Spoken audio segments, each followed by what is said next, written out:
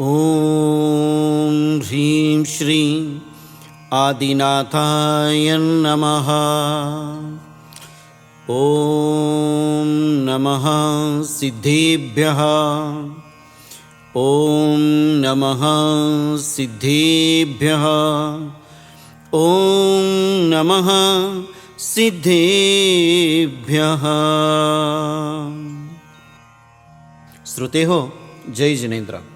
आज आपण भक्तामर स्तोत्रमधील काव्य क्रमांक 26 जे अर्ध सीर आणि प्रसव पीडा विनाशक काव्य आहे। तुभ्यं नमस्त्रिभुवनार्तिहराय नाथ, तुभ्यं नमः क्षितितलामलभूषणाय, तुभ्यं नमस्त्रिजगता परमेश्वराय, तुभ्यं नमो जिनभवोदधिशोषणाय। हे भगवन, त्रैलोक्यातील दुःखाचे परिमार्जन करणाऱ्या हे परमेश्वरा, तुला नमस्कार असो।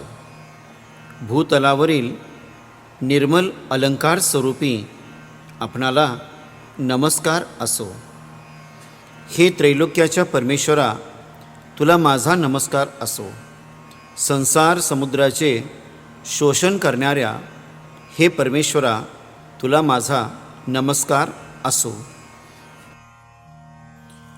सुखद प्रसव कारक वृद्धी आणि मंत्र। गर्भवती महिलांनी याचे विशेष जाप्य करावे।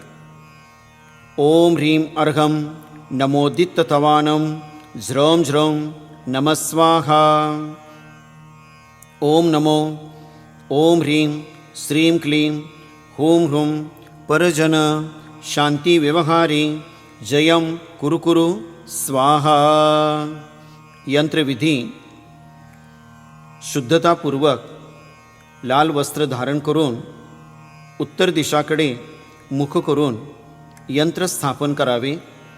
अभिषेक पूजन करून अर्धरात्रीच्या वेळेला पूर्व दिशाकडे तोंड करून पद्मासनामध्ये बसून शुद्ध गाईच्या तुपाचा दिवा, आणखीन लाल चंदन, नागकेसरची धूप लावून लाल माळांनीच 12,000 वेळा काव्य, वृद्धिजाप्य आणि मंत्र याचे जप केल्याने या यंत्राची सिद्धता प्राप्त होते।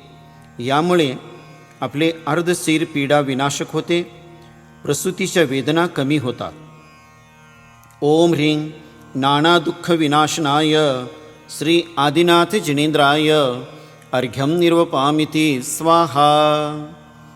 श्रोते हो, आज आपण भक्तामर स्तोत्रमधील काव्य क्रमांक 26 ऐकलो। उद्या आपण या स्तोत्रातील काव्य क्रमांक 27 ऐकूया, जे शत्रुविजयकारक काव्य आहे। आज इथंच थांबूया। जय जिनेंद्र।